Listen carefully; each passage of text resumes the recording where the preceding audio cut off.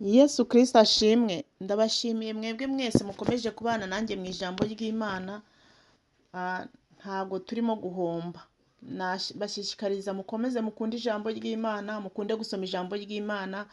Nibwo tuzabasha kubaho tutayobagurika, nibwo tuzabasha kubaho tutabasha kuyobywa n'inyigisho ziriho z'ibinyoma zidashingiye ku ijambo ry'ukuri, ijambo ry'Imana. Rero ejo twasoje igitabo cya Zaburi, uyu munsi turatangira dusoma igitabo cy'imigani. Reka dusome mu izina rya Yesu. Chapitre ya mbere, imigani ya Salomo mwene Dawidi umwami w'Abisiraheli. Niyo kumenyesha ubwenge n'ibibwirizwa, niyo gusobanura amagambo y'ubuhanga. Niyo ihesha ubwenge bw'imigenzereze no gukiranuka no gutunganya no kutabera. Niyo iha umuswa kujijuka n'umusore ikamuha kumenya no kugira amakenga, kugira ngo umunyabwenge atege amatwi yunguke ubwenge, kandi umuhanga agere ku migambi itunganye. Amenye gusobanura imigani y'amarenga kandi n'amagambo y'ibisakuzo by'abanyabwenge. Ahugura kureka ingeso mbi. Kubaha Uwiteka ni ishingiro ryo kumenya, ariko umupfapfa ahinyura ubwenge bw'ibibwirizwa. Mwana wanjye, jya wumva icyo so akwigisha, kandi we kureka icyo nyoko agutegeka. Bizakubera imitamirizo y'imbabazi ku mutwe n'imikufi mu ijosi. Mwana wanjye, abanyabyaha nibakoshya ntukemere. Nibavuga bati ngwino tujyane, twibikirire kuvusha amaraso, ducire ibico abatariho urubanza, tubahore ubusa, tubamire bungura ari bazima nk'uko imva imira abantu, ndetse ari bataraga nk'abamanuka bajya muri rwa rwobo. Tuzabona ibintu byiza byinshi, kandi tuzuzuza amazu yacu iminyago. Uzakubira hamwe natwe, twese tuzagire uruhago rumwe. Mwana wanjye, ntukajyane nabo, urinde ibirenge byawe kujya mu nzira yabo, kuko ibirenge byabo byirukira gukora ibibi, kandi bihutira kuvusha amaraso. Gutega umutego ikiguruka kiwureba ni ukurushywa n'ubusa. Amaraso bubikirira ni ayabo, ubwabo bugingo nibwo bacira ibico. Uko niko inzira y'urarikira indamu wese zimeze, iryo rari ryica bene ryo. Bwenge arahugura. Bwenge arangururira mu nzira, yumvikanisha ijwi rye mu miharuro. Aterera hejuru mu mahuriro yo mu marembo. Mu mudugudu niho yumvikanirishirizamo amagambo ye ngo, yemwe mwabaswa mwe, muzakunda ubuswa mugeze ryari? Namwe bakobanyi, muzageza ryari kwishimira ubukobanyi? N'abapfu mukanga kumenya ubwenge. Nimuhindurwe n'imiburo yanjye, dore nzabasukaho umwuka wanjye, nzabamenyesha amagambo yanjye. Narabahamagaye muraninira, nabaramburiye ukuboko ntihagira ubyitaho. Ahubwo mwahinyuye inama zanjye zose, no kubacyaha kwanjye ntimubyitaho. Nuko nanjye rero nzabakina ku mubyimba, mwagize ibyago, nzabaseka icyo mwatinyaga kibagezeho. Igihe muzatungurwa n'ubwoba nk'umugaru, ibyago byanyu bikaza nka serwakira. Igihe umubabaro n'uburibwe bizabageraho, nibwo bazantakambira nk'abihorera, bakanshakana umwete ntibazambona, kuko banze kumenya kandi ntibahisemo kubaha Uwiteka. Ntibemeye inama zanjye, bahinyuye guhana kwanjye kose. Nicyo gituma bazarya ibiva mu ngeso zabo, kandi bazahazwa n'imigambi yabo. Ubuhemu bw'abaswa buzabicisha, kandi kugubwa neza kw'abapfu kuzabarimbura. Ariko unyumvira wese azaba amahoro, adendeze kandi atikanga ikibi. Igice cya kabiri, akavuro k'ubwenge. Mwana wanjye, niwemera amagambo yanjye, ugakomeza amategeko yanjye, bituma utegera ubwenge amatwi, umutima wawe ukawuhugurira kujijuka. Niba uririra ubwenge bwo guhitamo, kandi ijwi ryawe ukarangurura urihamagaza kujijuka, ukabushaka nk'ifeza, ubugenzura nk'ugenzura ubutunzi buhishwe, nibwo uzamenya kubaha Uwiteka icyo ari cyo, ukabona kumenya Imana. Uwiteka niwe utanga ubwenge, mu kanwa ke havamo kumenya no kujijuka. Abikira abakiranutsi agakiza, abagendana umurava ababera ingabo, kugira ngo arinde amayira y'imanza zitabera kandi atunganye inzira z'abera be. Nibwo uzamenya gukiranuka n'imanza zitabera no gutungana ndetse n'inzira zose zitunganye. Nuko ubwenge buzinjira mu mutima wawe, kandi kumenya kuzanezeza ubugingo bwawe. Amakenga azakubera umurinzi, kujijuka kuzagukiza, kugira ngo bigukure mu nzira y'ibibi no mu bantu bavuga iby'ubugoryi. Nibo bareka inzira zitunganye bakagendera mu nzira z'umwijima. Banezezwa no gukora ibibi kandi bakishimira ubugoryi bw'abanyabyaha. Bagendera mu nzira zigoramye bakaba ibigande mu migenzereze yabo. Nuko uzakizwa umugore w'inzaduka, ndetse uw'inzaduka ushyeshyengesha amagambo ye, wari wahukanye n'uwamurongoye mu bukumi bwe, akirengagiza isezerano ry'Imana ye. Kuko inzu ye yerekeye urupfu kandi inzira ze zigana ikuzimu. Mu bamugenderera nta n'umwe ugaruka, kandi ntabwo basubira mu nzira z'ubugingo. Byose ubimenye neza, kugira ngo ubone kugendera mu nzira z'abantu bitonda no gukomeza imigenzereze y'abakiranutsi. Abakiranutsi bazatura mu isi, kandi intungane zizahaguma. Ariko inkozi z'ibibi zizacibwa mu isi, kandi abariganya bazayirandurwamo. Igice cya gatatu. Imibanire y'abantu b'Imana uko ikwiriye kumera. Mwana wanjye, ntukibagirwe ibyigisho byanjye, ahubwo umutima wawe ukomeze amategeko yanjye, kuko bizakungurira imyaka myinshi y'ubugingo bwawe, ukazarama ndetse ukagira n'amahoro. Imbabazi n'umurava bye kukuvaho, ubyambare mu ijosi, ubyandike ku nkingi z'umutima wawe. Nibwo uzagira umugisha n'ubwenge nyakuri mu maso y'Imana n'abantu. Wiringire Uwiteka n'umutima wawe wose, we kwishingikiriza ku buhanga bwawe. Uhora umwemera mu migendere yawe yose, nawe azajya akuyobora inzira unyuramo. Ntiwishime ubwenge bwawe, ujye wubaha Uwiteka kandi uve mu byaha. Bizatera umubiri wawe kuba mutaraga, ukagira imisokoro mu magufa yawe. Wubahishe Uwiteka ubutunzi bwawe n'umuganura w'ibyo wunguka byose. Nibwo ibigega byawe bizuzuzwa, kandi imivure yawe izasendera imitobe. Mwana wanjye, ntuhinyure igihano cy'Uwiteka, kandi ntiwinubire nuko yagucyashye, kuko Uwiteka acyaha uwo akunda nk'uko umubyeyi acyaha umwana we yishimana. Hahirwa umuntu ubonye ubwenge, n'umuntu wiyungura kujijuka. Kubugenza biruta kugenza ifeza, kandi namuza yabwo iruta iy'izahabu nziza. Buruta amabuye ya marijani, kandi mu byo wakwifuza byose nta na kimwe cyabuca urugero.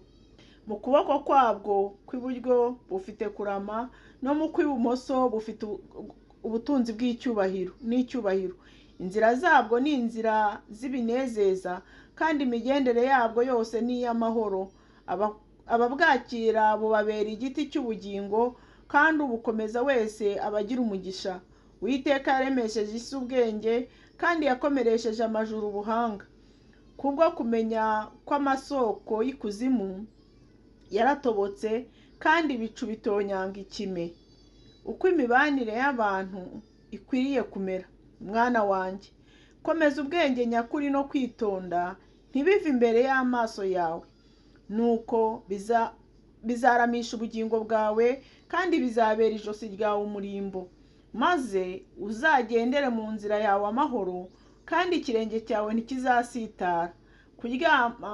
Nuryama ntuzagira ubwoba, niko kuzaryama, kandi ibitotsi byawe bizakugwa neza. Ntutinye ibiteye ubwoba by'inzaduka, cyangwa kurimbuka kw'abanyabyaha kuje. Kuko Uwiteka azakubera ibyiringiro, kandi azarinda ikirenge cyawe gufatwa. Abakwiriye kubona ibyiza ntukabibime niba bigushobokera. Ntukarege mugenzi wawe uti genda uzagaruke ejo mbiguhe, kandi ubifite uruhande rwawe. Ntukajye inama zo kugambanira mugenzi wawe ubwo muturanye amahoro. Ntugatongane n'umuntu umupfuye ubusa niba ntacyo yagutwaye. Ntukagirire umunyarugomo ishyari, mu nzira ze ntugire n'imwe ukurikiza, kuko ikigoryi ari ikizira ku Uwiteka, ariko ibanga rye rimenywa n'abakiranutsi. Umuvumo w'Uwiteka uhora mu rugo rw'umunyabyaha, ariko ubuturo bw'umukiranutsi abuha umugisha. Ni ukuri agaya abakobanyi, ariko abicisha bugufi abagirira imbabazi. Umunyabwenge azaragwa ubwiza, ariko isoni zizaba igihembo cy'abapfu. Igice cya 4.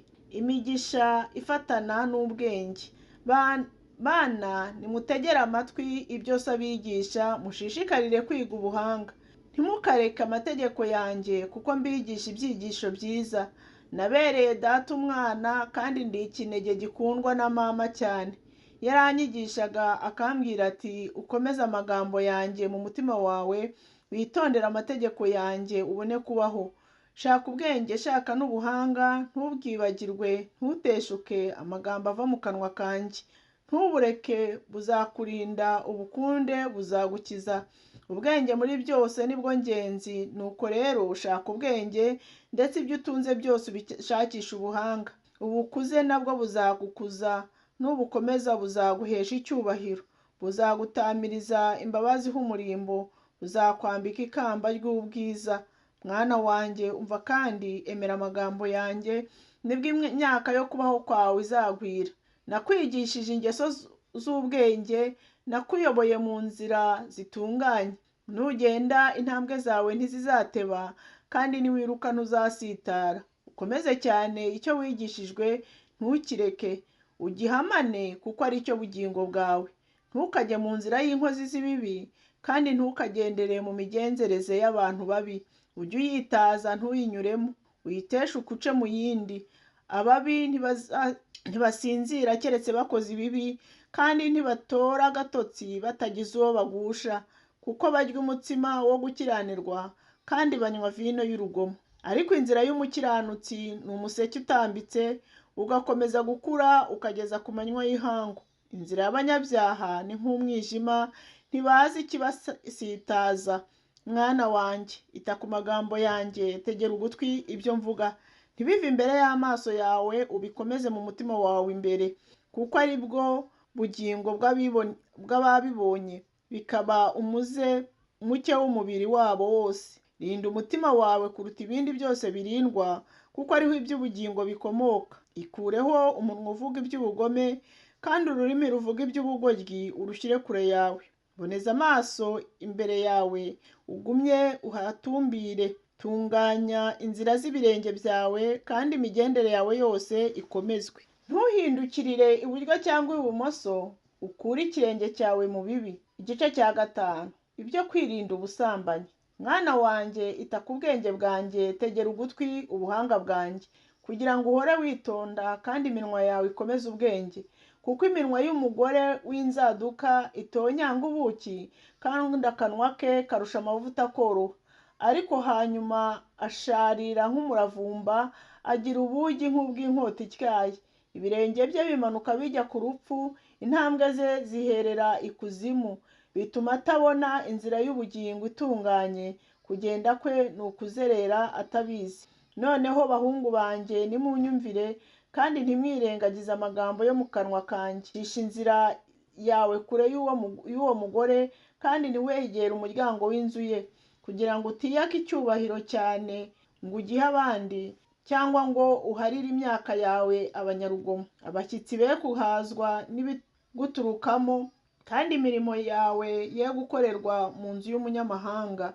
Amaherezo ukazaboroga, umubiri wawe umaze gushiraho, ukavuga uti, ayiwe ko nanze kwigishwa, umutima wanjye ukanga guhanwa. Sinumviye amajwi y'abanyigishaga, kandi sintegere amatwi abampuguraga. Nari ngiye kurohama mu bibi byose imbere ya rubanda ndetse n'imbere y'iteraniro. Ujye unywa amazi y'iriba ryawe, amazi ava ku isoko wifukuriye. Mbese amasoko yawe yasandarira hanze, n'imigezi yawe yatemba mu mayira. Bibi byawe bwite, kandi ntubikorere ku nzaduka. Isoko yawe ihirwe, kandi wishimire umugore w'ubusore bwawe. Nk'imparakazi ikundwa n'isirabo nziza, amabere ye ahora akunezeza, kandi ujye wishimira cyane urukundo rwe. Mwana wanjye, kuki wakwishimira umugore w'inzaduka ukagira ngo uhoberane nawe? Kuko imigendere y'umuntu iri imbere y'amaso y'Uwiteka, kandi niwe umenya imigenzereze ye yose. Umunyabyaha azafatwa no gukiranirwa kwe, kandi azakomezwa n'ingoyi z'icyaha cye. Azapfa azize ko yanze kwigishwa, kandi ubupfapfa bwe bwinshi buzamutera kuyoba. Igice cya 6. Ibyo kwishingira. Mwana wanjye, niba wishingiye umuturanyi wawe cyangwa ukarahirira ko wishingiye umunyamahanga, uba ufashwe n'indahiro warahiye, ukaba uboshywe n'amagambo y'ururimi rwawe. Noneho mwana wanjye, genza utya kandi wikize. Ubwo waguye mu maboko y'umuturanyi wawe, genda wicishe bugufi umwinginge. Ntureke amaso yawe agoheka, ntuhunikire. Ikize n'isirabo iva mu maboko y'umuhigi nk'inyoni, ikize nk'isirabo iva mu maboko y'umuhigi nk'inyoni iva mu kuboko k'umutezi. Wa munyabute we, sanga ikimonyo witegereze uko kigenza kandi ugire ubwenge. Ntikigira umutware cyangwa igisonga cyangwa shebuja, ariko gihunika ibiryo byacyo mu cyi, kandi mu isarura kikishakira ibigitunga. Uzasinzira ugeze ryari wa munyabute we? Uzakanguka ryari? Utihenga nsinzire gato, nihweture kanzinya, kandi nepfunyapfunye nsinzire. Nuko ubukene buzakugeraho nk'umwambuzi, n'ubutindi bugutere nk'ingabo. Iby'Imana yanga. Umuntu w'ikiburaburyo, umuntu w'inkozi y'ibibi, niwe ugendana umunwa ugoreka, akicirana amaso, akavugisha ibirenge, agacisha amarenga intoki ze. Umutima we urimo ubugoryi, ahorana imigambi yo gukora ibibi, akabiba ibiteranya. Nicyo gituma amakuba yazamutungura, azavunika vuba kandi ntazungwa. Hariho ibintu 6 ndetse 7 Uwiteka yanga bimubera ikizira n'ibi: amaso y'ubwibone, ururimi rubeshya, amaboko avusha amaraso y'utariho urubanza, umutima ugambirira ibibi, amaguru yihutira kugira urugomo, umugabo w'indarikwa uvuga ibinyoma, n'uteranya abavandimwe. Iby'abamaraya. Mwana wanjye, komeza icyo so yagutegetse, kandi we kureka icyo nyoko yakwigishije. Uhora ubikomeje mu mutima wawe, ubyambare mu ijosi. Nugenda bizakuyobora, nujya kuryama bizakurinda, kandi nukanguka bizakubwiriza. Kuko itegeko ari itabaza, amategeko ari umucyo, kandi ibihano byo guhugura ari inzira y'ubugingo. Byakurinda umugore w'inkozi z'ibibi no gushyeshya k'ururimi rw'umunyamahangakazi. We kwifuza ubwiza bwe mu mutima wawe, kandi ntukunde ko akwicira ijisho. Kuko maraya akenesha umuntu, agasigara ku gasate k'umutsima, kandi umugore usambana ahiga ubugingo bw'igiciro cyinshi. Mbese umuntu yashyira umuriro mu gituza cye, imyambaro ye ntishye? Cyangwa hari uwabasha gukandagira amakara yaka, ibirenge bye ntibibabuke? Niko bimera no ku muntu usanga muka mugenzi we, kandi umukoraho wese ntazabura kugibwaho igihano. Abantu ntibagaya umujura wibishijwe n'inzara, ariko iyo afashwe abiriha 7, agatanga ibyo afite mu rugo rwe byose. Usambana n'umugore nta mutima afite, ugenza atyo aba arimbuye ubugingo bwe. Inguma no gukorwa n'isoni nibyo azabona, kandi umugayo we ntuzahanagurwa. Kuko ifuhe ry'umugabo w'umugore ari uburakari bukaze, kandi ntazamubabarira ku munsi wo guhora. Ntazita ku mpongano, ntabwo azatuza naho yamuhongera byinshi. Murakoze, mugire umunsi mwiza, kandi Imana ibahe umugisha. Tuzakomeza ejo dusoma ibice 7.